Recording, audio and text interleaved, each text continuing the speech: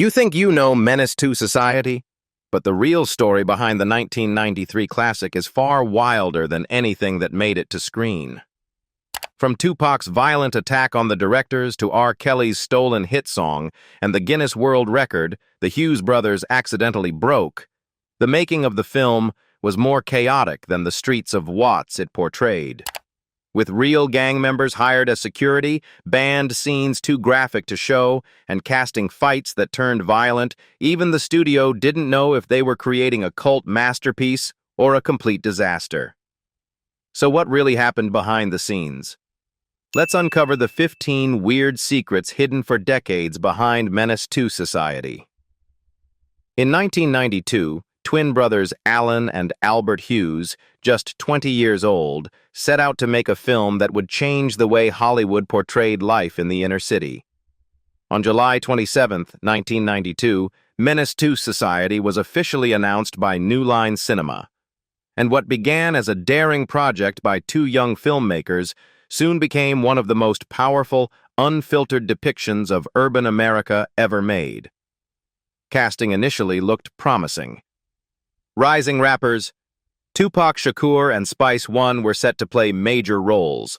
Tupac as Sharif, the reformed street kid turned devout Muslim, and Spice One as the lead character, Kane.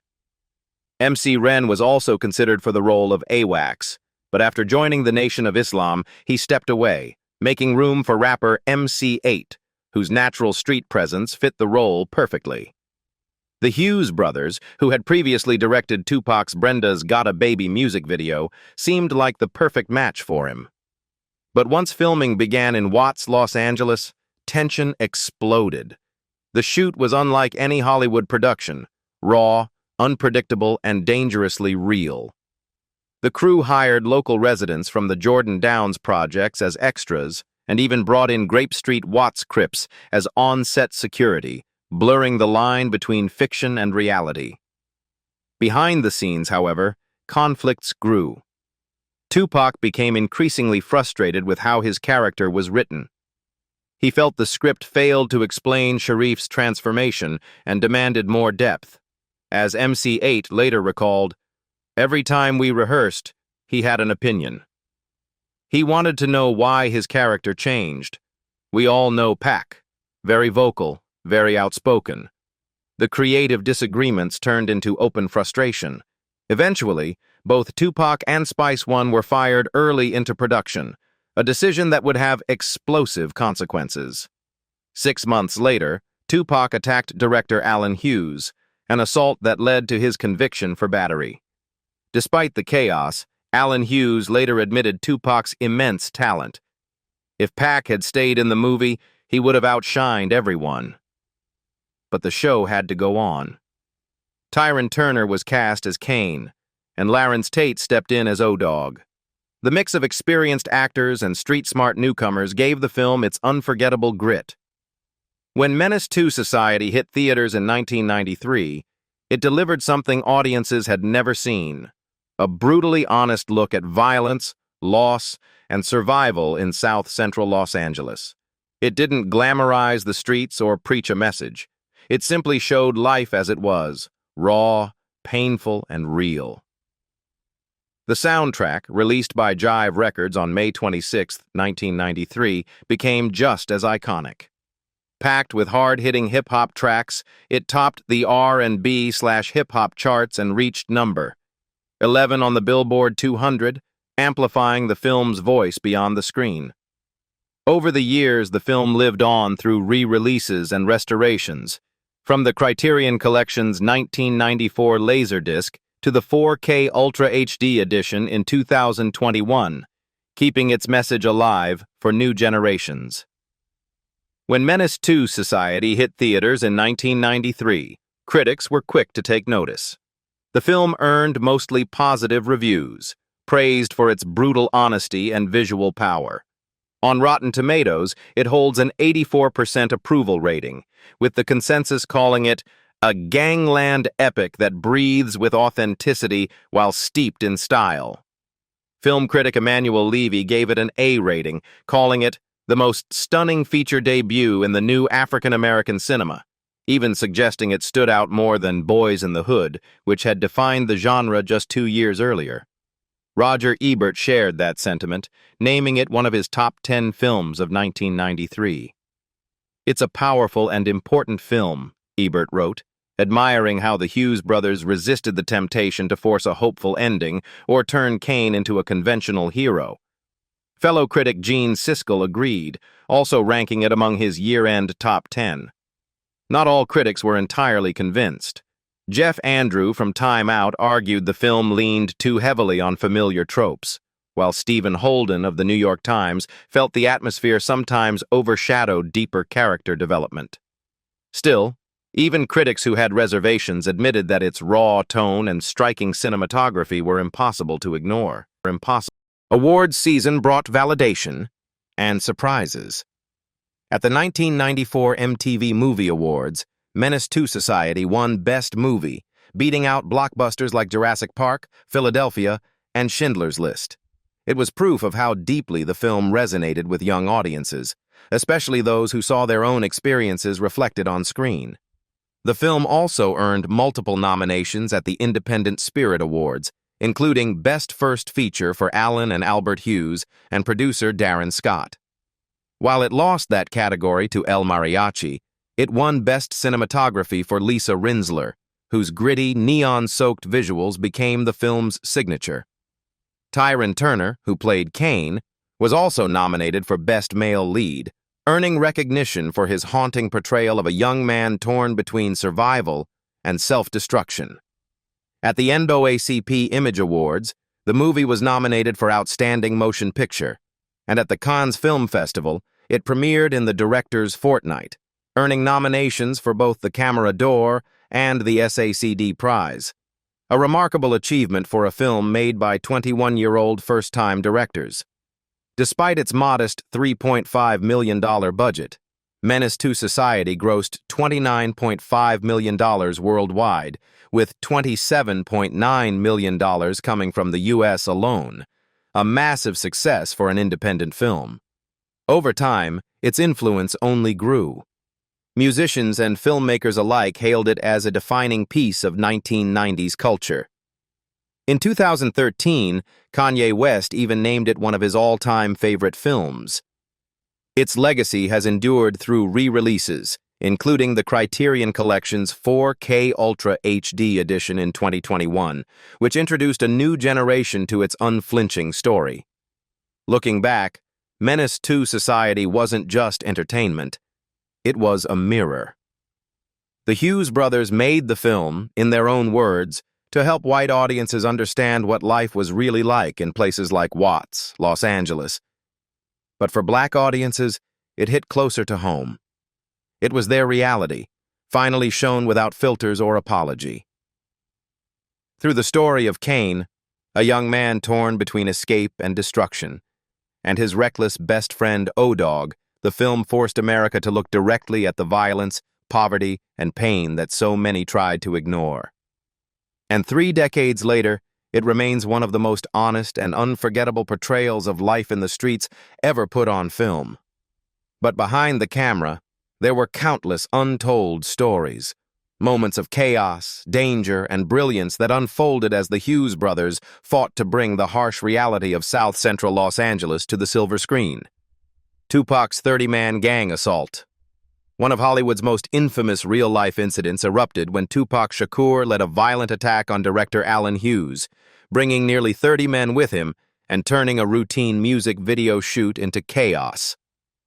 The assault happened in 1994, about 6 months after Tupac had been fired from his role as Sharif in Menace to Society.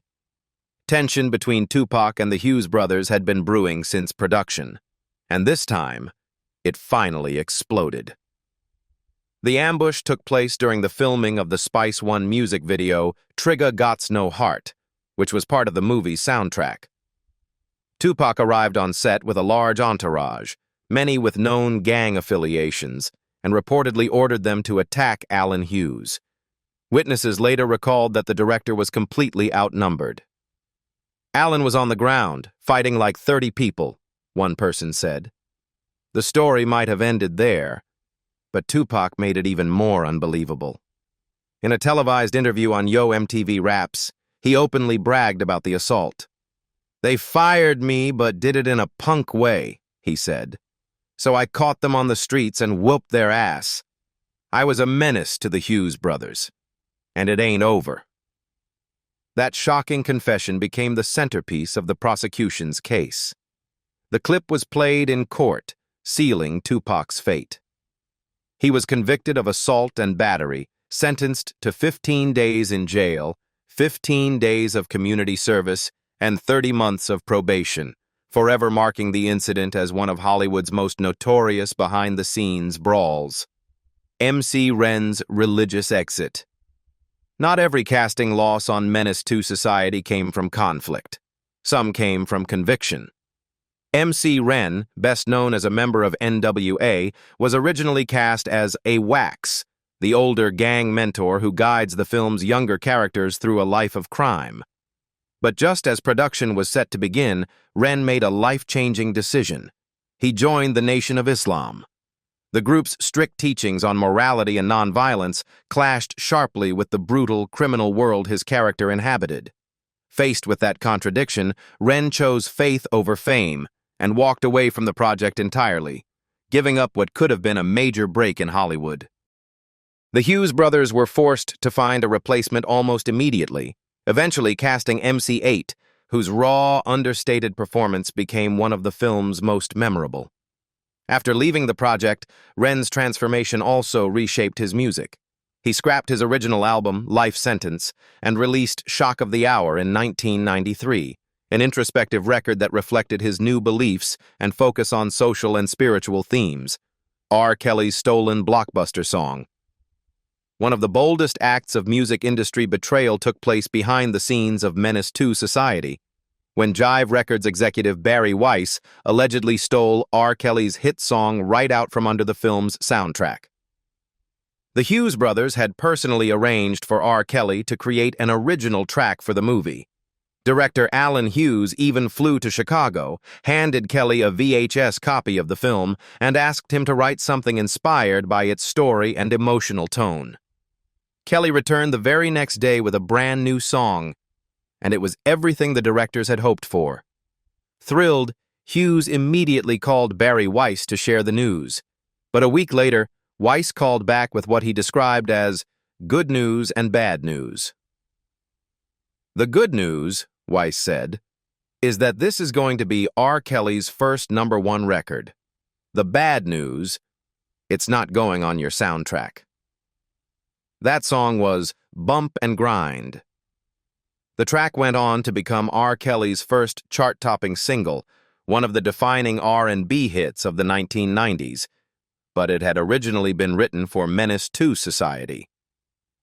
The famous opening line, "My mind's telling me no, but my body's telling me yes," was meant to capture the emotional conflict between the film's characters Kane, Ronnie, and Purnell. Real gang security on set. In one of the most unconventional security decisions in Hollywood history, the production of Menace to Society hired real members of the Grape Street Watts Crips to serve as on-set security while filming in the Jordan Downs housing projects, essentially paying local gang members to protect the cast and crew during a movie about gang life. The decision had nothing to do with publicity or authenticity. It was about survival. The film was shot in one of Los Angeles's most dangerous neighborhoods in the early 1990s, a time when gang violence and police crackdowns made everyday life unpredictable. The Jordan Downs projects, located in Watts, were the stronghold of the Grape Street Crips, a massive housing complex of more than 700 units and 100 buildings, long known for shootings, drug activity, and territorial wars. Bringing a Hollywood crew, expensive cameras, and actors into that environment was a serious risk. Rather than bringing in outside security, which could have provoked the locals, the Hughes brothers made a bold and practical choice. They worked with the community. The Grape Street Crips were paid legitimate wages to protect the production, ensuring that filming could continue without interference from rival gangs or outsiders looking to cause trouble. The arrangement worked. The crew was kept safe, the film was completed, and the atmosphere on set remained calm, even in a neighborhood known for chaos. Many of the residents who appeared in the background weren't actors at all, but real locals, giving Menace to society the kind of authentic, lived-in realism that no studio set could ever recreate. Spice One's mysterious firing. While Tupac Shakur's dramatic exit from Menace to society has become Hollywood legend, the firing of rapper Spice One remains one of the film's most mysterious behind-the-scenes stories. Born Robert Greene Jr., Spice One was originally cast as Kane Lawson, the film's central character. A young man torn between survival and escape from the violent streets of South-Central Los Angeles. At the time, he was one of the Bay Area's rising rap stars, celebrated for his raw lyricism and street authenticity. His pairing with Tupac, who had been cast as Sharif, seemed perfect, a collaboration that would bring both realism and star power to the film. But once filming began in 1992, everything changed. Both Spice One and Tupac were abruptly fired from the project. While Tupac's clashes with the Hughes brothers became public and well-documented, the reasons behind Spice One's dismissal were never explained. Some believe his firing was tied to the same on-set chaos and creative disputes that surrounded Tupac's departure.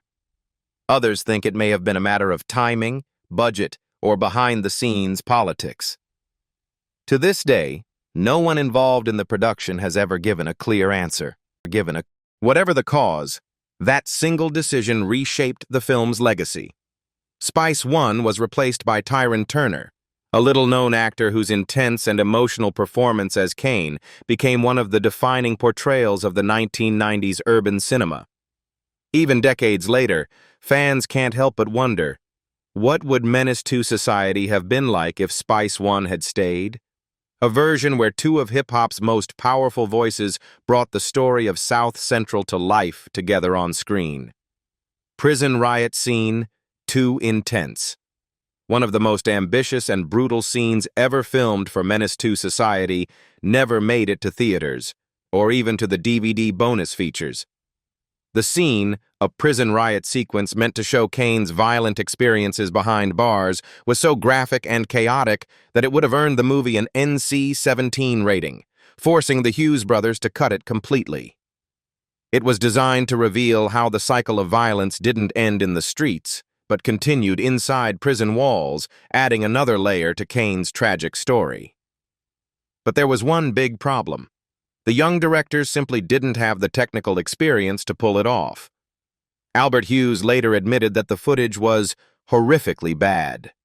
Without stunt coordinators or professional fight choreographers, the team couldn't make the violence look convincing. The punches missed, the rhythm was off, and the result felt awkward rather than intense. The failed scene became one of the most demoralizing moments of the entire production. It was shot early in the schedule, and after watching the footage, Albert reportedly turned to his brother and said, "Our careers are over. This movie is terrible." The brothers ultimately scrapped the scene entirely, and it has never been released, not even as a deleted feature. Decades later, that lost footage remains locked away, a raw reminder of the Hughes brothers' early struggles as ambitious young filmmakers learning their craft in real time. Ice Cube's regretful rejection. In one of the biggest what-if moments in hip-hop film history, Ice Cube turned down the role of O-Dog in Menace to Society, a decision he would later come to regret. The Hughes brothers had wanted Cube from the very beginning. Fresh off his powerful performance as Doughboy in Boys in the Hood, he was their first choice to play the volatile, unpredictable O-Dog, a role that demanded both menace and charisma. His involvement would have added instant credibility and star power to the film, but Cube said no. Having just played a similar gang-affiliated character, he feared being typecast as an LA gangster for the rest of his career. At the time, he wanted to prove his range and explore new kinds of roles, not repeat the same story twice. It seemed like a smart move. Then the movie came out. When Menace 2 Society hit theaters and audiences witnessed Larenz Tate's electrifying career-making performance as O-Dog, Cube knew he'd passed on something special. Years later on the Guest List podcast, he admitted, "I would say Menace 2 Society. I had a shot to do O-Dog, even though Larenz Tate killed it. I just didn't want to be typecast. I had just done Boys in the Hood, and I didn't want to be the LA gangbanger in every damn movie. But when I saw it, I was like, ooh, that role is cold." Two Gangster actor cut. In one of the strangest editing decisions in Hollywood history, the Hughes brothers completely cut a scene from Menace 2 Society because one of the actors was considered too gangster for the film. A rare case where someone's real-life authenticity actually worked against them in a movie about gang life. The deleted scene featured an unidentified actor whose real persona and behavior were so raw and intimidating that he stood out too much on screen. The problem wasn't bad acting. It was the opposite. His performance felt too real, carrying a level of street credibility that overpowered the rest of the cast and broke the balance of the story. According to the Hughes brothers, the actor didn't have a strong narrative connection to the main plot surrounding Kane, O-Dog, and their crew. His sheer presence became a distraction, pulling the audience out of the story rather than immersing them in it. The decision revealed a surprising truth about filmmaking, that there's a delicate line between authenticity and storytelling. While the brothers were determined to make Menace 2 Society feel as real as the streets it portrayed, they realized that too much realism could actually shatter the illusion of cinema. The idea that someone could be too gangster for a gangster film perfectly captures that tension between life and art. The mysterious actor's identity has never been revealed, and the deleted footage has never surfaced, leaving fans to wonder who he was and just how real his performance might have been. Tupac's MTV confession. In one of the most self-incriminating moments in celebrity history, Tupac Shakur openly confessed to assaulting the Hughes brothers on live television. The interview took place in 1993, not long after Tupac had led a 30-man attack on director Allen Hughes, following his firing from Menace 2 Society. During an appearance on Yo MTV Raps, host Ed Lover brought up the now infamous incident, and Tupac didn't hold back. "Menace. They fired me, but did it in a roundabout punk way," Tupac said on air. "So I caught them on the streets and whipped their behinds.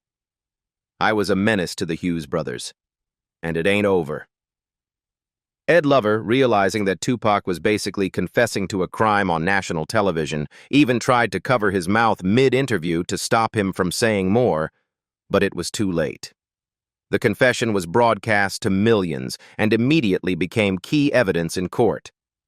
When the case went to trial, the Hughes brothers' lawyers used the MTV footage to secure Tupac's conviction for assault and battery. He was sentenced to 15 days in jail, 15 days of community service, and 30 months of probation. Real residents as extras. One of the most powerful touches of realism in Menace 2 Society came from the Hughes brothers' decision to use real residents of the Jordan Downs housing projects as background extras. Instead of hiring professional actors, they filled the screen with people who actually lived in the community being portrayed, and that single choice gave the film an authenticity no Hollywood set could ever match. When viewers see Kane and O-Dog walking through the neighborhood or passing people hanging out in the background, they're not watching staged performances. They're witnessing the real residents of one of Los Angeles's toughest housing developments, simply going about their lives.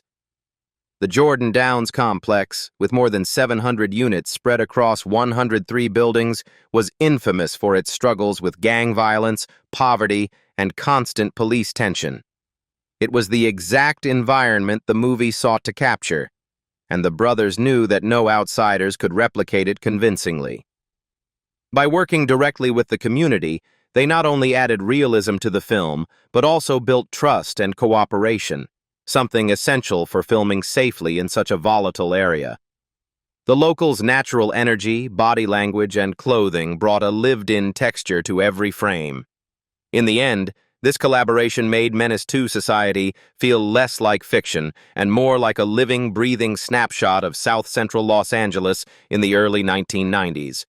Raw, honest, and unforgettable. Third-day career crisis.